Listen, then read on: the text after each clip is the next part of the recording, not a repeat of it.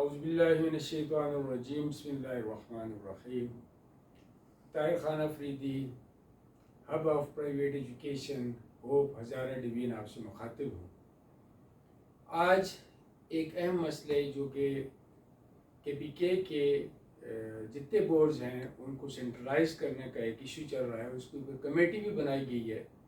افسوس یہ ہے کہ اس کمیٹی میں جو 60% private sector stake holder education کا، جس نے اپنے کندھوں پہ اس کا بوجھ اٹھایا ہوا ہے، اس کا ایک ممبر بھی اس کمیٹی میں شامل نہیں کیا گیا. تعلیم کے بارے میں بات ہوتی ہے اور جو 60% شیئر ہولڈر ہے اس کو شامل نہیں کیا جاتا ڈیسیژن میکنگ میں. پہلی بات تو یہ ہے کہ جب delegating of authorities to the grass root level کی ساری دنیا میں بات ہو رہی ہے، اور اسی حوالے سے ایک کے کا پشاور بورڈ سے 8 بورڈز میں اس کو چینج کیا گیا تھا. تو یہی سوچ تھی کہ ہر ایک علاقے کو، ہر ایک ڈویژن کو آسانی کے ساتھ اس تک جو رسائی بھی ہو سکے اور لوگوں کو اس تک آسانی کے ساتھ پہنچ بھی سکیں اور کام کر سکیں.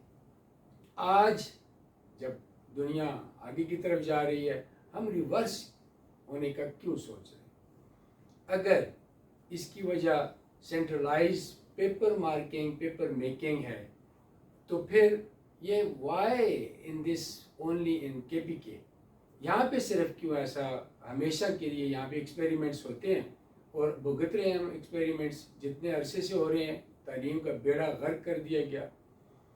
ایکٹ آباد بورڈ کی، کیونکہ میں ہزارہ ڈویژن کے حوالے سے بات کروں گا، سچ ہے کہ بہت ساری ایگزامینیشن سسٹم میں، اسسمنٹ میں، اس کی کارکردگی میں بہت ساری یہاں پہ ہمیں اس کی ضرورت ہے. اس کی بہتری کے لیے اس کی ریفارمز ہونا چاہیے اس میں. لیکن ساری کوتاہیاں، خامیاں جو کچھ بھی اس میں ہیں، اس کے باوجود ایک عام آدمی کو یہاں پہ ایکسیس آسان ہے، بجائے یہ کہ وہ پشاور جا کے اپنے مسئلے حل کرے گا. اگر اس کا دوسرا پہلو دیکھیں کہ جی اس کے نیچے سب آفیسز بنائیں گے، تو میں ایبٹ آباد کا ایک رہائشی یہ کیوں سمجھوں گا کہ ایک فل فلیج اٹانومس باڈی کو میں چھوڑ کے ایک سب آفس پہ راضی ہو جاؤں؟ وائی؟ جب میرے پاس ایک با اختیار ادارہ ہے، اس کو چھوڑ کے میں سب آفس پہ کیوں راضی ہو جاؤں؟ اس کی لاجک اگر کسی کے پاس ہے، اور ہاں اگر یہ سب آفیسز بنانا ہی چاہتے ہیں تو بہت ہی اچھی بات ہے. یہ ایبٹ آباد بورڈ کے اندر جتنے بھی ڈسٹرکٹ ہیں، ایبٹ آباد بورڈ کے سب آفیسز آپ وہاں پہ بنا لیں، بڑی اچھی بات ہے. منسرا میں، کوہستان میں، بٹاگرام میں، ہری پور میں ان کے سب آفیسز بن جائیں اور ہیڈ آفس ایبٹ آباد بورڈ رہے. اور جتنے باقی ہمارے 8 بورڈز ہیں ان کو وہاں پہ بھی اسی طرح سے اپنے اپنے ڈسٹرکٹ میں سب آفس بنانے. کیوں یہ پشاور کے سب آفیسز ڈسٹرکٹ میں بنیں گے؟ آسانی ہونے کے لیے لازمی نہیں ہے کہ پشاور اس کا ہیڈ آفس ہو.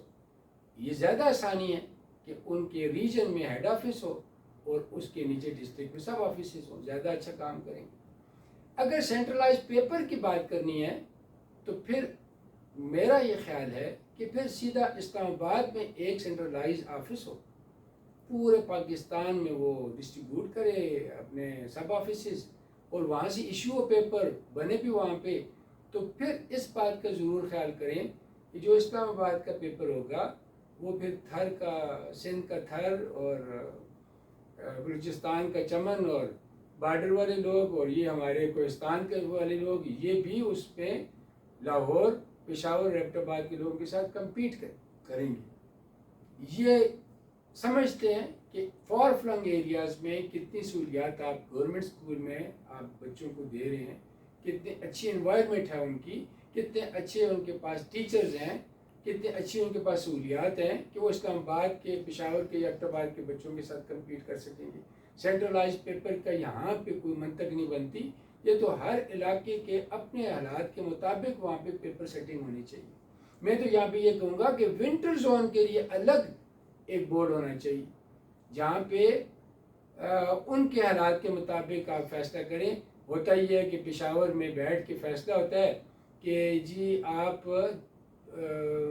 سردیوں کی چھٹیاں جو دی جاتی ہیں یہاں پہ 2.5-3 مہینے کی، پریکٹیکلی ناران کا غان میں تو 4-5 مہینے، نتھیا گلی، ایوبیہ میں تو معلوم جبہ اور کالام میں، تو 5 مہینے تک برف رہتی ہے اور پریکٹیکلی بچے نہیں آ سکتے. تو جب یہ آنا شروع ہوتے ہیں، موسم ٹھیک ہوتا ہے، تو پشاور سے ایک آرڈر صادر ہو جاتا ہے کہ جی 1 جولائی سے لے کر 30 جولائی تک آپ گرمیوں کی چھٹیاں دیں گے ان علاقوں میں.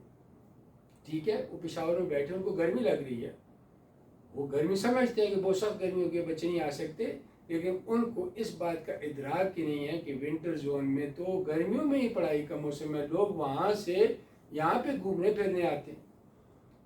اچھا، اب سینٹرلائز کرنے کا اگر آپ یہ سمجھتے ہیں کہ سینٹرلائز میں ایک جدت آ جائے گی، ایک نیا طریقہ آ جائے گا، ایک سسٹم کے تحت ہو جائیں گے سارے یکساں، کتاب والا ایک مسئلہ الگ سر پہ سوار کیا ہوا ہے. یکساں کتاب، وہ کتاب نہیں بھائی، یکساں کریکولم کی بات ہو رہی ہے، وہ کب سے ہو رہی ہے؟ یکساں نصاب کی بات ہو رہی ہے، کتاب کہاں سے آ گئی بیچ میں؟